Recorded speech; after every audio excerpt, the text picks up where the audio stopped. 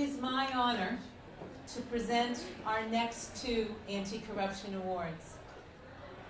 82 years ago, the New York City Housing Authority, NYCHA, broke ground at First Houses on the Lower East Side, the first public housing buildings in what would become a vast inventory of 328 developments across New York City that are currently home to over 500,000 New Yorkers. Today, another 258,000 New Yorkers are on the waiting list for a NYCHA apartment. NYCHA is the largest public housing authority in the country. For generations of poor and working class families, the projects have provided stability, community, and a home. They were originally intended to be a way station for poor families on their way to opportunity and upward mobility. But over generations, as the economy began to produce less, not more, opportunity for the poor, there was also a steady decline in support for public housing. While the first wave of NYCHA residents were largely white, today 96% of NYCHA residents are of color.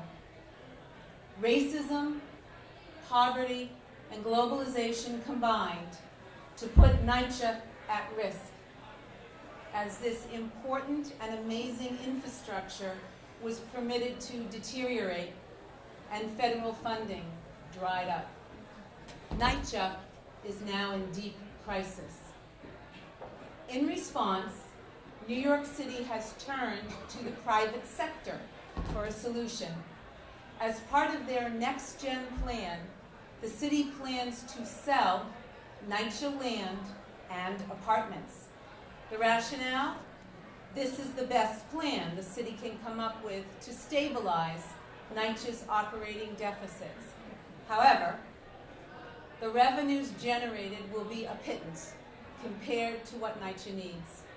What's more, in exchange for the land deals, developers will pledge to build so-called affordable housing that is not affordable at the income level of most NYCHA residents. And because the open market value, take a look at that real estate, of NYCHA units will be so high, the pressure to evict and to drive current residents out will also rise.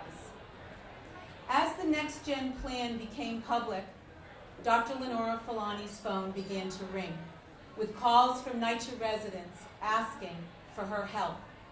She turned to the Committee for Independent Community Action, the CICA.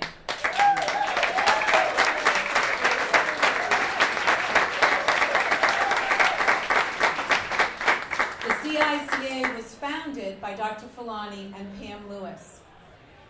They asked the CICA to organize NYCHA residents and concerned New Yorkers from all neighborhoods to speak out, to raise the issue of the inhumanity of the program to save NYCHA and the lack of democracy that is so apparent in the crafting of the plan. Let me put this issue in the simplest of terms. The people of this city were not given the opportunity to consider and choose from a variety of approaches to this crisis. I can assure you, if the people of New York and the people of this country were allowed to weigh in on the question of whether we preferred to bail out the banks that precipitated the housing market crash or to bail out NYCHA, the vote would have gone overwhelmingly to bail out NYCHA and probably to send the bankers to jail.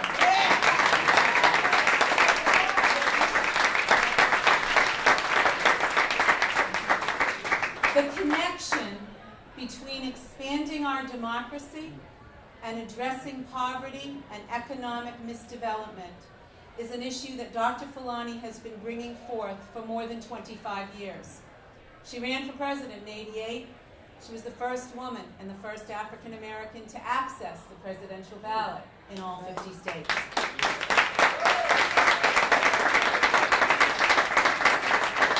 She has been a champion of structural political reforms that transfer power from the establishment and the political parties to the people.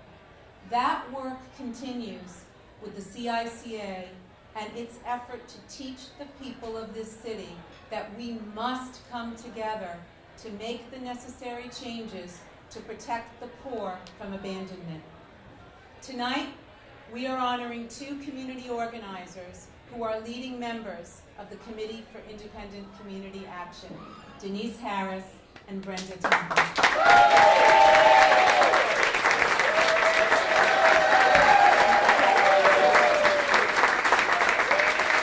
Before they come up, I want to share with you a visual snapshot of the CICA and their work. They have conducted 2 citywide petition drives, gathering over 10,000 signatures, pressuring the City Council to hold public hearings and to insist that they publicly vote on the Next Gen plan. The CICA has organized meetings, rallies, and pickets, has testified before the Council, and has marched to shine a spotlight on the abandonment of public housing residents. Along with Reverend Sharpton, they held a community rally at the National Action Network that brought out hundreds of people from across the city to examine the crisis.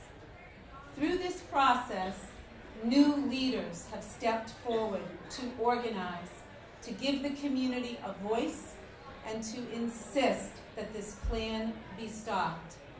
Let me tell you a little bit about 2 of them, our honorees tonight, Denise and Brenda.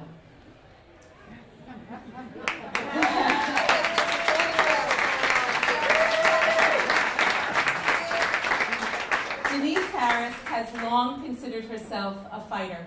She was born and raised in New York City and now lives in the Richmond Terrace houses in Staten Island. Last year, when she was at the African American Day Parade in Harlem, she was handed a flyer from the CICA about the Next Gen plan, which she had not heard about. The following month, she attended a community meeting and heard Dr. Fulani and others discussing the issue. She joined the CICA on the spot and became a top petitioner, gathering hundreds of signatures to pressure the City Council. Denise attends every meeting, every forum, rally, and march, traveling from Staten Island by bus, boat, and train to get there.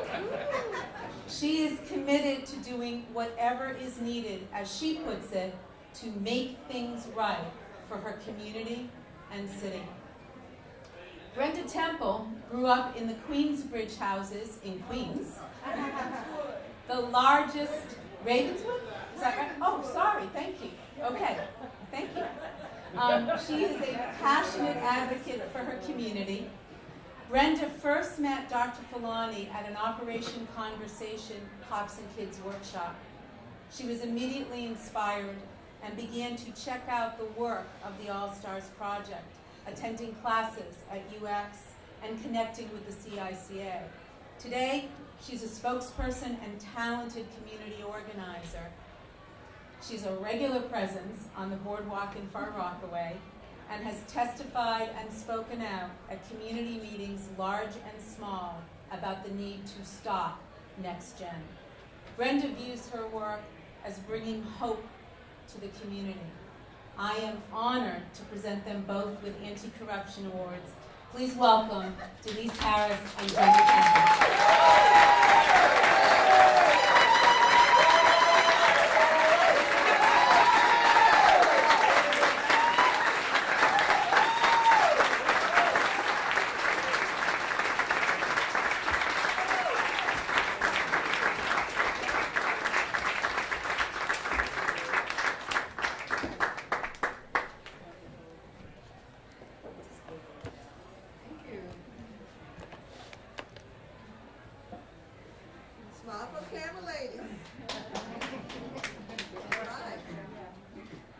Dr. Filani is going to join us.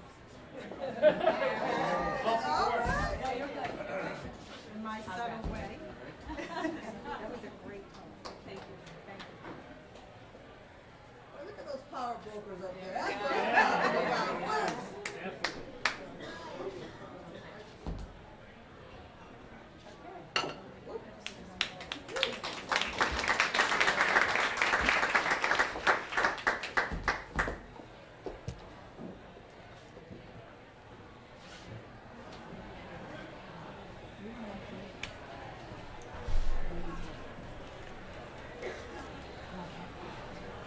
Hello, everyone.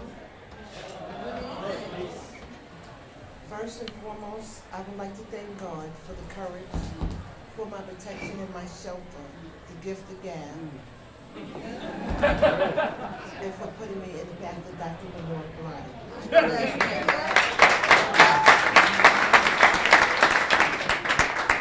Filani, I salute you. Yes. For my heart, for the information and the inspiration and the acknowledgement. The inspiration and the acknowledgement that you've given me. Not knowing that it would bring me to where I am today as a community activist. I also like to thank the New York City Independence Clubs with this award. I'm going to take this award and I'm going to put it here. And I'm going to wear it as a badge of honor to you guys.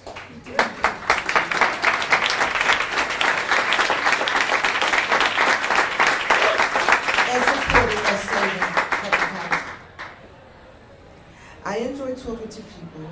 I don't know their backgrounds, but they seem to understand my situation with NYCHA.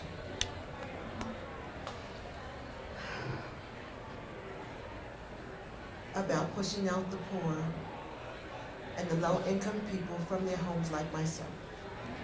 I will continue to fight this battle so I don't become homeless in America, New York City. I don't know how it's going to end, but I'll keep fighting until we get it right and for a positive outcome for us. Thank you all. Peace and blessings to everyone.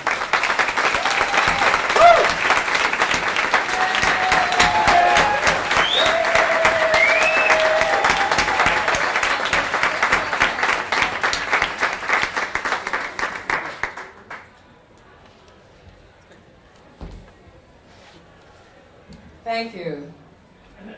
I accept and share this award on behalf of my neighbors, the residents of New York City Housing Authority, who struggle against a society riddled with injustices on a daily basis. It's pretty much a way of life for us, and something's got to give. We live in fear, anger, frustration, and confusion. Our anger is well-founded, for we bear the scars from generations of prejudice and abuse. We have been the backbone of this society from day one, and we continue to be a vital resource to this country. Not much has changed. Without affordable, low-income housing, where would we go to lick our wounds? At the end of a hard day, working, shaking off the obvious oppressions of society's terms. Without low-income housing, not only would we be doomed, but society at large. Being a community activist and a leader under the direction of Dr. Lenore Filani, I love you. I, too, have become a force to be reckoned with.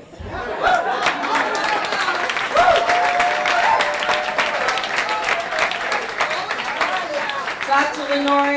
Lenora Filani has inspired me to develop my skills, use my experience and passion to reinvent myself, and encourage others to recognize their self-worth, their families, and their place in society. I came from the projects, went to college, entered into the work world, only to be shitted on. deceived, depressed, and disillusioned, my future and my dreams have been shattered, interrupted. Totally devastated, I self-medicated with drugs and alcohol. I experienced homelessness and the horrors of active addiction. I stand here today before you, an overcomer, and I represent what is possible. Living in NYCHA had a lot to do with my recovery, for I had a place to feel, deal, and heal. Therefore, together with my SICA team members, I fight. Evictions and displacement are not an option. NYCHA is a community of survivors who deserve and demand a decent place to live and grow as we push towards a place where there's justice, self-sufficiency, self-respect, and positive growth. Did I hear someone say boycott? Or a work shutdown for a day? The city would be brought to its knees. I want to thank everyone here today. Thank you for organizing, for standing together, and for being part of the solution. Thank you.